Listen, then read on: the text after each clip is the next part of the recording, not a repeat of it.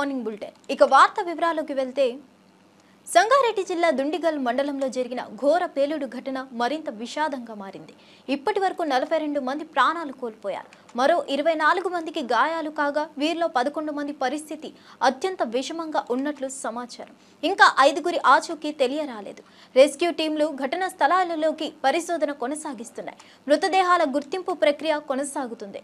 పేలుడుతో పరిసర ప్రాంతాల్లో తీవ్ర అనంతరం నెలకొంది. ప్రభుత్వ యాంత్రాంగం సహాయ చర్యలు ముమ్మరం చేసింది. మృతుల సంఖ్య మరింత పెరిగే అవకాశం ఉందని అధికారులు తెలిపారు. రాష్ట్ర ప్రభుత్వం విపత్తు నియంత్రణ బృందాలను రంగంలోకి దించింది. బాధిత కుటుంబాలకు అవసరమైన సహాయం అందించేందుకు చర్యలు చేపట్టింది. ఈ ఘటనపై సమగ్ర విచారణ చేపట్టాలని ప్రజలు డిమాండ్ చేస్తున్నారు. ప్రీవియస్ హిస్టరీని కూడా వెరిఫై చేయండి. దాని తర్వాత ఇప్పుడు జరిగిన యాక్సిడెంట్కు ఎక్స్పర్ట్స్ను పెట్టి వాళ్ళు ఎక్స్పర్ట్స్ ఒపీనియన్ కలెక్ట్ చేయండి. జనరల్ ఒపీనియన్స్ లేకపోతే అజంప్షన్స్ తోని don't conclude with assumption or general opinion. I need specific reason for this accident, then only we can address. ఇప్పుడు ఈరోజు ఇక్కడ జరిగింది, ఇట్లాంటి సిమిలర్ ఇతర పరిశ్రమలలో కూడా ఇట్లాంటి సమస్య రాకుండా ఉండాలంటే మనం ఏం ఇన్స్ట్రక్షన్స్ ఇవ్వాలి, వేటి మీద ఫోకస్ పెట్టాలనేది కూడా మనకు అర్థం కావాలి. దీని నుంచి మీరు నేర్చుకోవాల్సింది, దీని నుంచి చూడాల్సింది రెండు ఉన్నాయి. ఒకటి డీటెయిల్ రిపోర్ట్ కావాలి నాకు. డీటెయిల్ రిపోర్ట్ మీద ఇమ్మీడియట్గా మీరు దీన్ని అడ్రస్ చేయండి. ఈ అంటే ఎక్స్పర్ట్స్ను కాన్స్టిట్యూట్ చేయండి. ఇట్ ఈస్ జనరల్ ఒపీనియన్స్ మీద పోకండి. దీని రిలేట్ ఏముందో ఆల్రెడీ ఇన్స్పెక్షన్ చేసిన వాళ్ళని వేయకండి. బయట నుంచి ఆఫీసర్లను డెప్యూట్ చేయండి. ఆల్రెడీ ఇన్స్పెక్షన్ చేసి ఆల్రెడీ దీని మీద ఉన్న వాళ్ళని మళ్ళీ ఒపీనియన్కి ఇస్తే they don't say anything. So కొత్త వాళ్ళను దీన్ని వేసి దీని మీద టోటల్గా డీటెయిల్ రిపోర్ట్ అనేది దీని మీద ఇమ్మీడియట్గా తీసుకోండి. ఈ రిపోర్ట్స్ బేసిస్ మీద ఈ పాశమైలారంలో ఉన్న ఇండస్ట్రీలో ఇట్లాంటివి ఏమేమి ఉన్నాయి, వేటి మీద ఇంకా ఇట్లాంటి గతంలో ఇట్లాంటి ఏమైనా డెఫిషియన్సీ ఉండి వాళ్ళకి నోటీసులు ఇస్తే వాళ్ళు కంప్లై చేసిండ్రా లేదా ఇమ్మీడియట్గా మిగతా వాటిని కూడా అడ్రస్ చేయాలి. మీకు ఇన్సిడెంట్ యాక్సిడెంట్ కానంత వరకు అంతా బాగానే కనిపిస్తుంది. ఒక్కసారి సీరియస్ ఇష్యూ అయితే మళ్ళీ తర్వాత ఇదవుద్ది. దాని తర్వాత మళ్ళీ జరిగిన తర్వాత నువ్వేం చేయడానికి లేదు. కాబట్టి ఇమ్మీడియట్గా మా అధికారులను అందరిని ఇచ్చి నువ్వు పర్సనల్గా సూపర్వైజ్ చేసి దీని మీద రిపోర్ట్స్ అన్నిటిని కూడా మీరు పర్సనల్ కూర్చొని చేయండి. This point number 1. రంగనాథ్, మీరు ఎవరు డిజాస్టర్ మేనేజ్మెంట్ ఎవరు లీడ్ చేస్తారు? పటాన్చెరు ధృవ ఆసుపత్రిని సందర్శించిన తెలంగాణ సీఎం రేవంత్ రెడ్డి సిగాచి పరిశ్రమల ఘోర పేలుడు ఘటనలో గాయపడిన బాధితులను పరామర్శించారు. ఆసుపత్రిలో చికిత్స పొందుతున్న ప్రతి ఒక్కరిని వ్యక్తిగతంగా పరామర్శించి వారి ఆరోగ్య పరిస్థితిపై వైద్యుల నుంచి పూర్తి సమాచారం తీసుకున్నారు. శరీరంపై తీవ్రమైన గాయాలతో బాధపడుతున్న వారికి ధైర్యం చెప్పిన సీఎం ప్రభుత్వం పూర్తి సహాయం అందిస్తుందని భరోసా ఇచ్చారు. అవసరమైన అన్ని వైద్య సదుపాయాలను తక్షణం అందుబాటులో ఉంచాలని అధికారులను ఆదేశించారు. బాధిత కుటుంబాలకు ప్రభుత్వం అండగా నిలుస్తుందన్నారు. ఘటనా స్థితిని సమీక్షించిన సీఎం సహాయక చర్యలను మరింత వేగవంతం చేయాలని సూచించారు.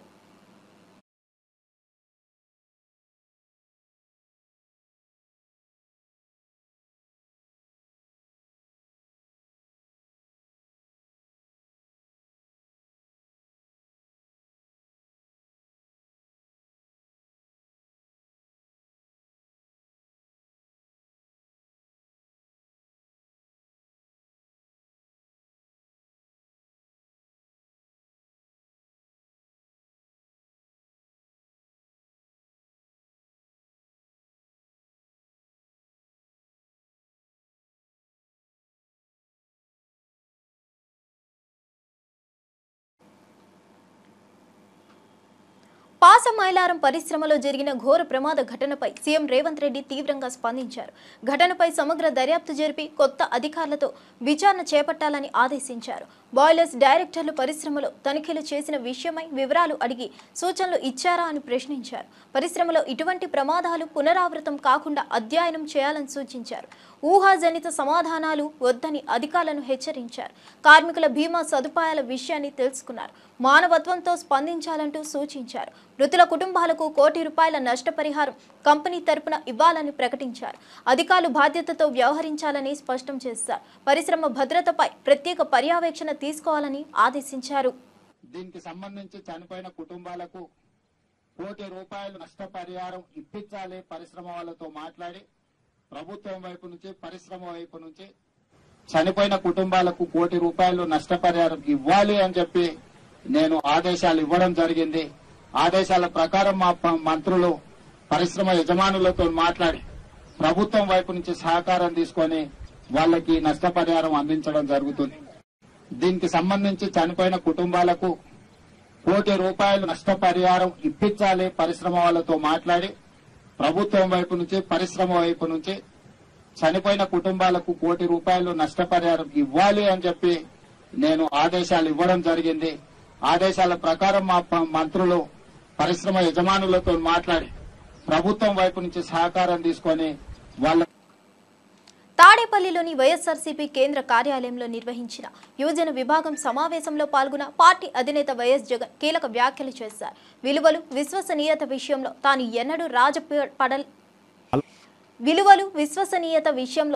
ఎన్నడూ రాజీ పడలేదని స్పష్టం చేశారు. పార్టీ స్థాపన సమయంలో తనతో కలిసి రాలేమని చెప్పిన వారు రాజీనామా చేసి తర్వాత తిరిగి వచ్చారని గుర్తు చేశారు. ఉప ఎన్నికల్లో అత్యధిక మెజార్టీతో గెలిచి ప్రమాణ స్వీకారం చేసిన సమయంలో పార్లమెంట్లోని ప్రతి తల తన వైపు చూసిందని తెలిపారు. పార్టీ కోసం ప్రతి కార్యకర్త దృఢ నమ్మకంతో ముందుకు సాగాలని పిలుపునిచ్చారు. ఈ కార్యక్రమానికి యువజన విభాగం నాయకుడు బైరెడ్డి సిద్ధార్థరెడ్డి కూడా హాజరయ్యారు. యువజన నేతలతో జరిపిన ఈ సమావేశం పార్టీ భవిష్యత్తుకు దిశానిర్దేశంగా నిలిచింది. నాతో పాటు కొంతమంది నాయకులు, నా మీద వ్యక్తిగతంగా అభిమానం ఉన్న నాయకులు కొంతమంది, మా కడప జిల్లాల నుంచి మరి ముఖ్యంగా కొంతమంది నాయకులు నాతో పాటు రావాలని అడుగులు ముందుకేశారు. నేనన్నా నా పరిస్థితి ఏమిటో నాకే అర్థం కావడం లేదు. అందరూ అంటా ఉన్నారు కేంద్రంలో కాంగ్రెస్ పార్టీతో ఢీకొంటా ఉన్నావు, రాష్ట్రంలో ముఖ్యమంత్రితో ఢీకొంటా ఉన్నావు కాంగ్రెస్ పార్టీతో.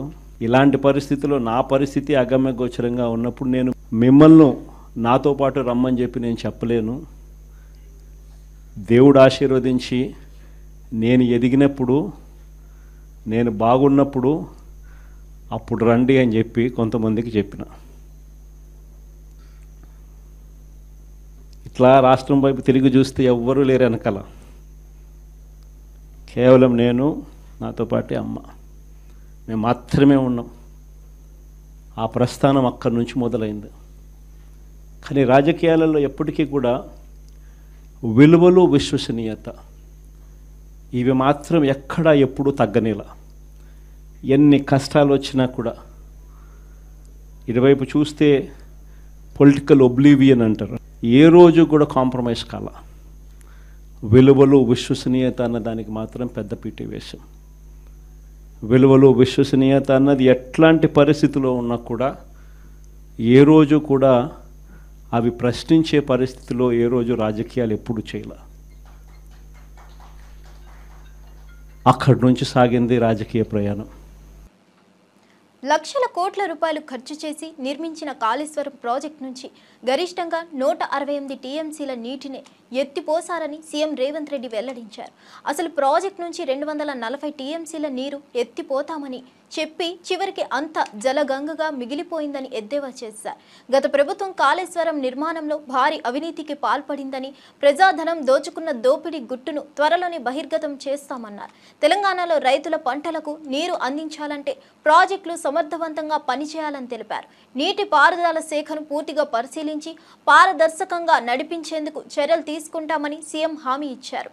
కాళేశ్వరం తప్పిదాలపై తాము మౌనంగా ఉండబోమని, బాధ్యులపై విచారణ తప్పదని రేవంత్ రెడ్డి స్పష్టం చేశారు. నీళ్ల మీదనే మన ప్రధానమైన చర్చ జరిగింది. నీళ్లకు, నాగరికతకు ఎంత దగ్గర సంబంధం ఉంటుందో, నీళ్లకు తెలంగాణ ప్రజలకు అంతకంటే దగ్గరగా వాటితో అనుబంధం ఉన్నది. ఈ నీళ్లలో జరిగిన అన్యాయమే ప్రత్యేక రాష్ట్ర పోరాటానికి పునాది పడ్డది.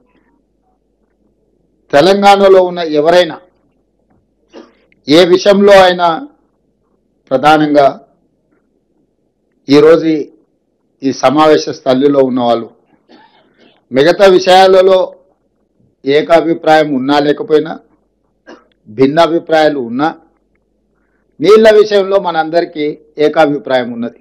తెలంగాణ రైతులు, తెలంగాణ ప్రజల యొక్క హక్కులను కాపాడాలి, దానికి సంబంధించి తెలంగాణ ప్రజల యొక్క నీటి హక్కులను కాపాడాలంటే ఒకటి సాంకేతికంగా, 2 రాజకీయపరమైన విధానము, 3 న్యాయపరమైన విధానం.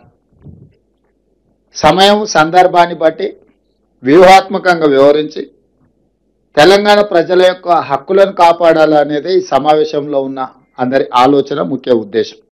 ప్రాజెక్టుల యొక్క అనుమతులకు సంబంధించి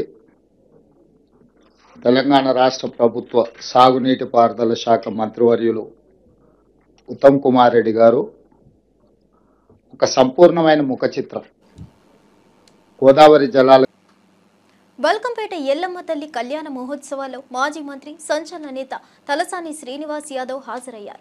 అమ్మవారి కళ్యాణోత్సవంలో పాల్గొన్న ఆయన ప్రత్యేక పూజలు నిర్వహించారు. ఆలయ ప్రాంగణంలో భక్తుల ఉత్సాహం మధ్య అమ్మవారికి శ్రద్ధాపూర్వకంగా నమస్కరించారు. ఆలయ కమిటీ సభ్యులు, అధికారులు తలసానిని అభినందించారు. ఈ కార్యక్రమంలో పాల్గొనడం ఆనందంగా ఉందని ఆయన తెలిపారు. భక్త జనానికి ఎలాంటి అసౌకర్యం కలగకుండా అధికారులతో సమీక్ష చేపట్టారు. ప్రతి ఏటా ఎల్లమ్మ కళ్యాణం అత్యంత వైభవంగా జరుగుతుందని, ప్రభుత్వ మద్దతుతో మరింత విస్తృతంగా నిర్వహించాలని సూచించారు. ఆలయ అభివృద్ధికి తమ వంతు సహకారం అందిస్తామని తెలిపారు.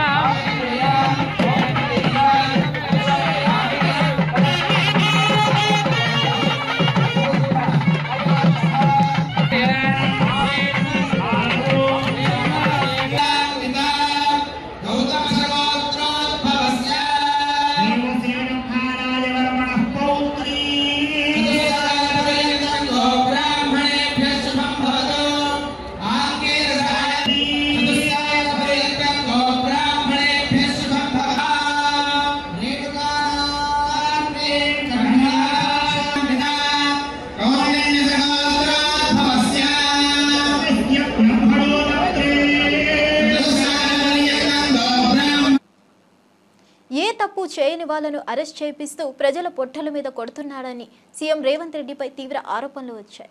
శశిధర్ గౌడ్ తల్లి ఎమోషనల్ అయ్యారు. కాంగ్రెస్ పార్టీ అనేదే తెలుసు కానీ ఇలాంటి కాంగ్రెస్ ని ఫస్ట్ టైం చూస్తున్నామని ఆవేదన వ్యక్తం చేశారు. రేవంత్ రెడ్డి మనల్ని భయపెట్టాలని కేసులు పెడుతున్నాడని విమర్శించారు. ఆయన్ను మెంటల్ గాడిగా పేర్కొంటూ ట్రాప్లో పడొద్దని సూచించారు. మా టైం వస్తుంది, అప్పుడు వాళ్ళ పని చూస్తామని చెబుతూ తమకే బాధ్యత అని శశిని ఇంటికి తామే తీసుకురొస్తామన్నారు. కుటుంబాన్ని ఓదార్చిన ఎమ్మెల్యేలు పాడి కౌశిక్ రెడ్డి, డాక్టర్ సంజయ్ తాము అన్నల్లా తమ్ముళ్ళలా ఉంటామని భరోసా ఇచ్చారు. కాంగ్రెస్ పార్టీ కానీ ఇటువంటి కాంగ్రెస్ పార్టీ ఇప్పుడు ఫస్ట్ టైం చూస్తున్నాను. ఈ కాంగ్రెస్ ఇది ఫస్ట్ టైం చూడడం. నేను నా పుట్టుక నుంచి పెద్దగా ఇందాక కాంగ్రెస్ పార్టీలు వచ్చినాయి, అన్ని చూసినాను కానీ ఇట్లాంటి పరిస్థితి నేను చూడలేను. అసలు నేను చూడలేను. ఎంత మందిని సర్వనాశనం చేస్తున్నాడు. ఇదేనా పద్ధతి? అసలు లెక్క పెట్టుకోవాలి. సుక్కలిగా ఛాన్స్ అనేది మనకొచ్చేది రాదా? మనకు కూడా వస్తుంది కదా. ఏమో ముందు ఏమో అంటే ఇప్పుడు ఊరికి పాలు తాగితేనంటే నోరు కాలిందంట. వేడి పాలు ఎక్కువ పొంగిన పాలు కొరిపాలే. ఆడ అంతా ఎక్కువ పొంగుతున్నాడు బాగా. నేను చేసిన పనులకు నాదే పెద్ద గొప్ప అని అనుకుంటున్నాడు. కానీ ఏం పనులు చేస్తున్నాడో, ఆయన ఏం చేస్తున్నాడో ఆయనకే అర్థం కావాలి. ఆయన కుటుంబంలో ఇప్పుడు ఆయన చెప్పిన మాటనే లేడీస్ నీకు తిప్పలు పెడితే బట్టలు ఎత్తి కొడతా అన్నాడు. మరి మమ్మల్ని లేడీసే కదా, మమ్మల్ని తిప్పలు పెట్టేస్తున్నాడు.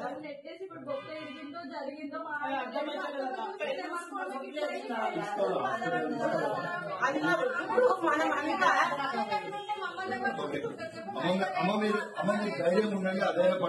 నాకు మీ పార్టీ ఉన్నదనే ధైర్యం ఫుల్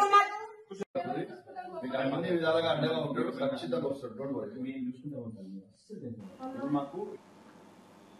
తాడిపత్రి రాజకీయాలు మళ్లీ వేడెక్కాయి. పెద్దారెడ్డిపై జేసీ ప్రభాకర్ రెడ్డి ఘాటు వ్యాఖ్యలు చేశారు. నువ్వు కుక్క గాడిదకు పుట్టిన క్రాస్ బీడ్వి, నీ గురించి ఇకపై మాట్లాడడం ఇదే చివరిసారి అంటూ తీవ్ర స్థాయిలో విరుచుకుపడ్డారు.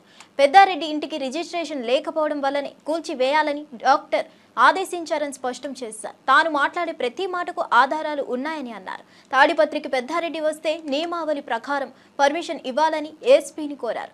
తాడిపత్రిలో రాజకీయం కంటే న్యాయ పరిరక్షణ అవసరమని జేసీ పేర్కొన్నారు. ప్రతిపక్షం ఊహల్లో వ్యవహరిస్తుందని, ప్రజలు నిజాన్ని గ్రహించాల్సిన సమయం వచ్చిందని జేసీ హితవు చెప్పారు. రాజకీయాల పేరుతో చట్ట విరుద్ధంగా వ్యవహరించడం సహించబోమన్నారు. పొద్దున్న ఒకరు చెప్పదరా నాన్న తమ్ముడు పెద్దారెడ్డి నాకు ఎస్పీ పర్మిషన్ ఇలే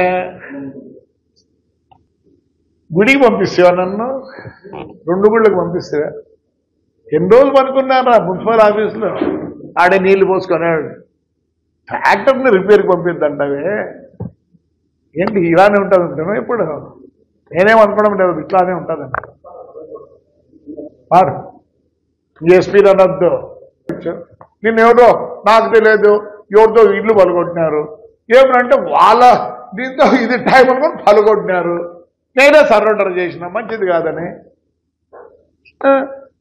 నువ్వు ఇప్పుడు నుంచి ఇంక అనద్దు nobody wants fraction or గలాటా so the police has to maintain law and order your cross breed of a donkey and a boar. Your face is like a boar, your behavior is like a donkey. అది దాన్ని కూడా compare చేయదు అది మంచిగా సేవ చేస్తుంది. ప్రముఖ సినీ నటి వాసుకి పాకిజాకి ఆర్థిక సహాయంగా ఏపీ ఉప ముఖ్యమంత్రి పవన్ కళ్యాణ్ 2 లక్షల రూపాయల సాయం ప్రకటించారు. ఇటీవల ఓ మీడియా ద్వారా తన దీన స్థితిని వెళ్లిపుచ్చిన వాసుకి పూట గడవడం కూడా కష్టమని భిక్షాటన దాకా వెళ్లినట్టు చెప్పి భావోద్వేగానికి గురయ్యారు. ఆమె పరిస్థితిని చూసిన పవన్ కళ్యాణ్ వెంటనే స్పందించారు. మధ్యాహ్నం మంగళగిరిలోని జనసేన కేంద్ర కార్యాలయంలో ప్రభుత్వ విప్ హరిప్రసాద్, ఎమ్మెల్యే గిడ్డి సత్యనారాయణల చేతుల మీదుగా వాసుకి ఆర్థిక సాయం అందించారు. ఒక పాత తారకి సహాయం చేస్తూ పవన్ కళ్యాణ్ మానవత్వాన్ని చాటుకున్నారు. నేను పాత కామెడీ యాక్టరు పాకిజా. మీ అందరికీ మన ఆంధ్ర ప్రజలు అందరికీ తెలుసు. నేను చాలా కష్టంలో ఉన్నాను. తినటానికి కూడా వీలు లేదు. ఒక తమిళనాడులో ఎవరు నన్ను పట్టించుకోలేదు. తమ్ముడు గారు డిప్యూటీ సీఎం గారు పవన్ కళ్యాణ్ గారికి నేను చెప్పాను. వెంటనే నాకు ఆర్థిక డబ్బులు 2 లక్షలు సహాయం చేశారు. నాకు చిన్న తమ్ముడు కాలు పట్టుకుంటాను. ఏలేల జమ్మానికి తమ్ముడు డిప్యూటీ సీఎంకు మర్చిపోను. నేను అప్పుడే ఇంటర్వ్యూలో సుమన్ టీవీలో చెప్పాను, నెక్స్ట్ సీఎం తమ్ముడు గారు పవన్ కళ్యాణ్ గారు అన్నాను.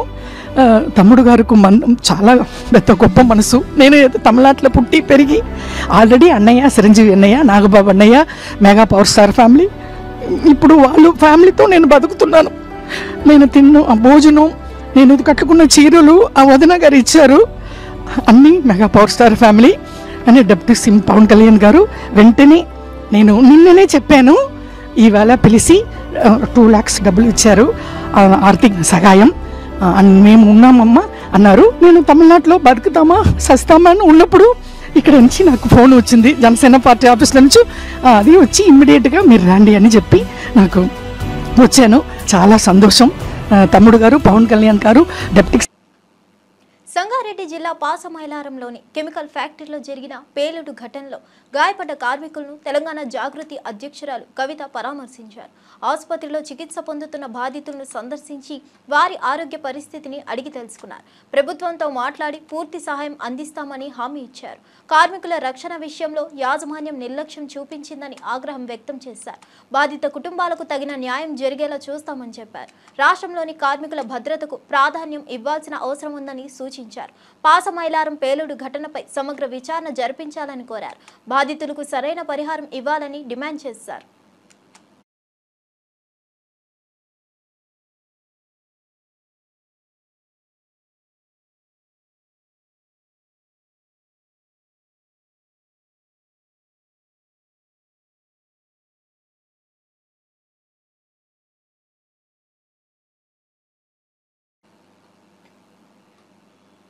బనకచర్ల ప్రాజెక్ట్ అనుమతుల అంశంలో సీఎం రేవంత్ రెడ్డి తీసుకున్న అగ్రెసివ్ స్టెప్ వల్లే కేంద్ర నిపుణుల కమిటీ అనుమతులు ఇవ్వలేమని తేల్చి చెప్పిందని ఎంపీ చామల కిరణ్ కుమార్ రెడ్డి అన్నారు.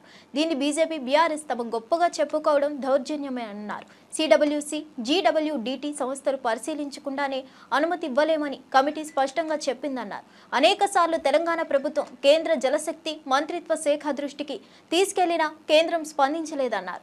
ఇక్కడ అధికారుల ప్రెజెంటేషన్ జరుగుతున్నా ముందుగానే కిషన్ రెడ్డి వెళ్లి కేంద్ర మంత్రిని కలవడం అన్యాయమని విమర్శించారు. తెలంగాణ కాంగ్రెస్ ప్రభుత్వం స్వాగతిస్తుంది. ముఖ్యంగా వారు చెప్పింది ఏంటంటే కేంద్ర జల సంఘం అలాగే గోదావరి నదీ జలాల వివాదాల ట్రిబ్యునల్ ఈ రెండు పరిశీలించకుండా రెండు రాష్ట్రాలు సఖ్యతకు రాకుండా ఈ యొక్క ప్రాజెక్టుకు అనుమతులు ఇవ్వడం వీలు కాదని చెప్పడం జరిగింది. దీన్ని బీఆర్ఎస్ పార్టీ నాయకులు హరీష్ రావు గారు, బీజేపీ నాయకులు బండి సంజయ్ గారు నిన్న సాయంత్రం స్పందిస్తూ ఇది వారు చేసిన ప్రయత్నం మూలంగానే జరిగిందని చెప్పి తెలంగాణ ప్రజలకు వారి గొప్పలు చెప్పుకునే ప్రయత్నం చేస్తున్నారు. వాస్తవంగా హరీష్ రావు గారు దీన్ని రాజకీయం చేయాలన్న ఆలోచనతో ఇక్కడ ముఖ్యమంత్రి రేవంత్ రెడ్డి గారు పట్టించుకోవట్లేదని, ఉత్తమ్ కుమార్ రెడ్డి గారు పట్టించుకోవట్లేరని, ఆల్రెడీ డిపిఆర్లు సబ్మిట్ చేసిరని జలశక్తి మంత్రిత్వంలో కాంగ్రెస్ ప్రభుత్వం నిమ్మకు నీరెత్తినట్టుంది అని చెప్పి తెలంగాణ ప్రజలకు ఇది ప్రాజెక్టు జరుగుతుంది అని తెలిసినప్పుడు ఈ ప్రాజెక్టు కోసం ఆంధ్రప్రదేశ్ ప్రభుత్వం ప్రయత్నం చేస్తున్నప్పుడు హరీష్ రావు గారు రోడ్డు మీదకి వచ్చి మాట్లాడినటువంటి విషయాలు అప్పటికే ఎన్నోసార్లు చెప్పినాం. గత 4-5 నెలలు 6 నెలల నుంచే కాంగ్రెస్ ప్రభుత్వం పదే పదే సెంట్రల్ గవర్నమెంట్ లో ఉన్నటువంటి జలశక్తి మంత్రిత్వ శాఖను అలాగే సెంట్రల్ వాటర్ కమిషన్ ని అందరినీ కూడా కలిసి ఈ యొక్క ప్రాజెక్టుకు అనుమతులు ఇవ్వొద్దని, ఈ ప్రాజెక్టుకు అనుమతులు ఇస్తే తెలంగాణలో జరుగుతున్నటువంటి ప్రాజెక్టులు మునుముందు తెలంగాణకు రావాల్సినటువంటి నీటి భాగం, ఎందుకంటే ఫ్లడ్ వాటర్ ఎంత ఉందో మనకు అంచనాలు లేవని చెప్పడం జరిగింది. నిన్న మొన్న మీరు చూసిరు, మొన్న లాస్ట్ వీక్ బిఫోర్ వీక్ ముఖ్యమంత్రి రేవంత్ రెడ్డి గారు, ఉత్తమ్ కుమార్ రెడ్డి గారు పర్సనల్ గా కూడా వెళ్లడం జరిగింది. ఆ రోజు కూడా బీజేపీ నాయకులను కిషన్ రెడ్డి గారిని అందరినీ కూడా సెక్రటేరియట్కి పిలిస్తే కిషన్ రెడ్డి గారు రాకుండా కిషన్ రెడ్డి గారు ముందు రోజే పోయి అక్కడ కలవడం జరిగింది. ఎప్పుడైతే తెలంగాణ వ్యతిరేకిస్తుందో, ఎప్పుడైతే ఇది జరుగుతుందని తెలిసిందో, ఎప్పుడైతే రాష్ట్ర ప్రభుత్వం దీన్ని సీరియస్ గా తీసుకుందని తెలిసిన తర్వాత బీజేపీ నాయకులు, ఎందుకంటే ముఖ్యంగా చంద్రబాబు నాయుడు వాళ్ళకి ఈరోజు చాలా అవసరమైనటువంటి పొలిటికల్ పార్టీ చంద్రబాబు నాయుడుది. 18th లోక్సభలో ఈ రోజు వాళ్ళ స్థానాన్ని ఈ రోజు ప్రభుత్వంలో కాపాడినటువంటి పరిస్థితి ఆ పార్టీకి ఉంది. కాబట్టి ఆ పార్టీకి ఎదురు అనకాపల్లి జిల్లా పాయకరావుపేట నియోజకవర్గంలోని కోట ఊరట్ల మండలంలో హోంమంత్రి వంగలపూడి అనిత పర్యటించారు. బాపిరాజు, కొత్తపల్లి గ్రామస్తులు మంత్రికి ఘన స్వాగతం పలికారు. అడుగడుగున మహిళలు హారతులు ఇస్తూ అట్టహాసంగా ఆత్మీయత చూపారు. గ్రామంలో పింఛన్లను మంత్రితో పంపిణీ చేయించారు. ప్రజలతో ప్రత్యక్షంగా మమేకమవుతూ సమస్యలు అడిగి తెలుసుకున్నారు. అభివృద్ధికి కృషి చేస్తామని హామీ ఇచ్చారు.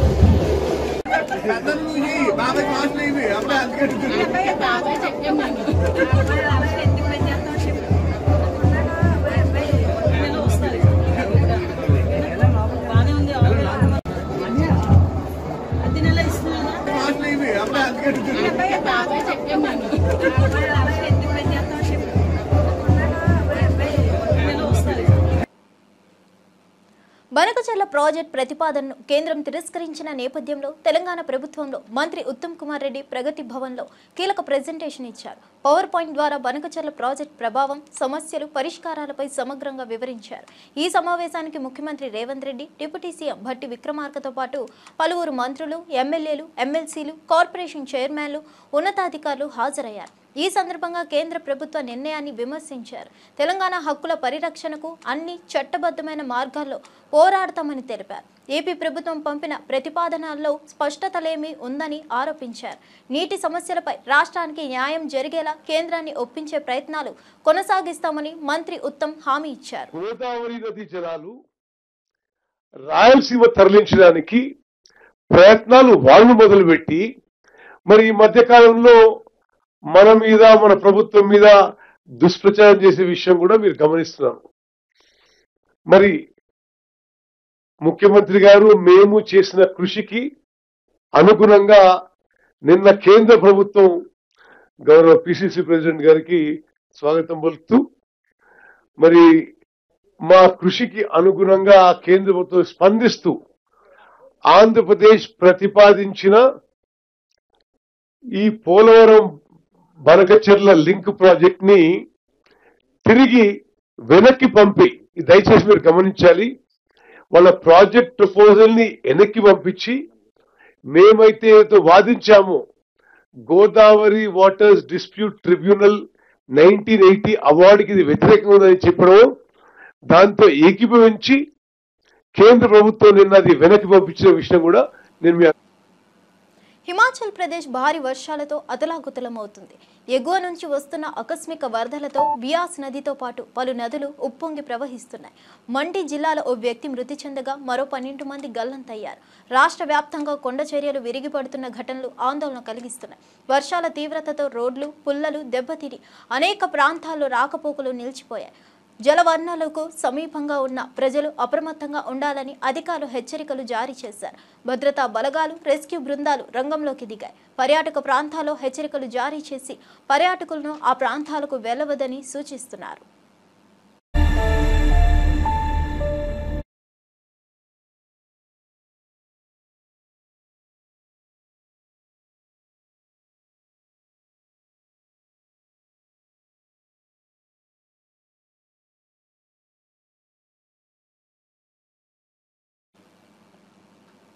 తనపై తప్పుడు కేసులు పెట్టి బలవంతంగా అరెస్ట్ చేశారంటూ విజయవాడ సబ్ జైలు వద్ద చెవిరెడ్డి భాస్కర్ రెడ్డి ఆగ్రహం వ్యక్తం చేశారు. ఈ దొంగ కేసులతో మమ్మల్ని వేధిస్తున్నారని తీవ్రంగా మండిపడ్డారు. తనపై రాగాల పచ్చిదాగల కుట్రలు చేస్తున్నారని ఆరోపించారు.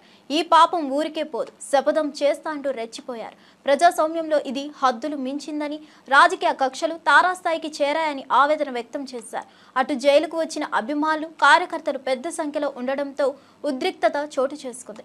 చెవిరెడ్డి వ్యాఖ్యలతో వైఎస్ఆర్సీపీ శ్రేణుల ఆగ్రహం వెల్లువెత్తుతుంది. ఇదే తీరుతో వ్యవహరిస్తే ప్రజలే సమాధానం చెబుతారని హెచ్చరించారు.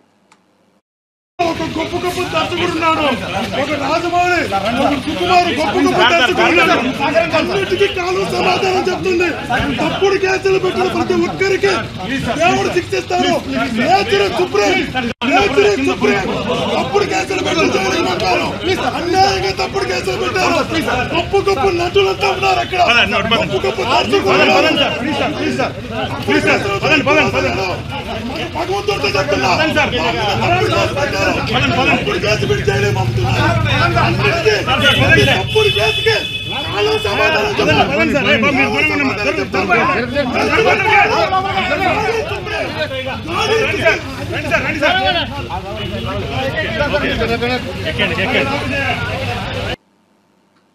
మరిన్ని అప్డేట్స్ కోసం చూస్తూనే ఉండండి.